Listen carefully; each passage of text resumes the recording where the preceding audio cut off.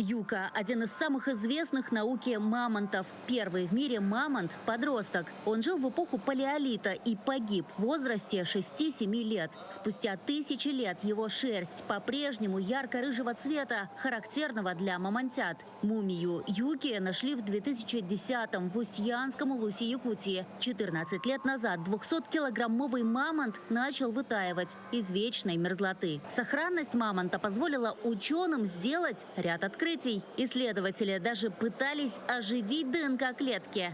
На выставке также можно увидеть пещерных львят Спарту и Бориса. Несмотря на десятки тысяч лет, проведенных под вечной мерзлотой, на их мордочках все еще можно увидеть усики.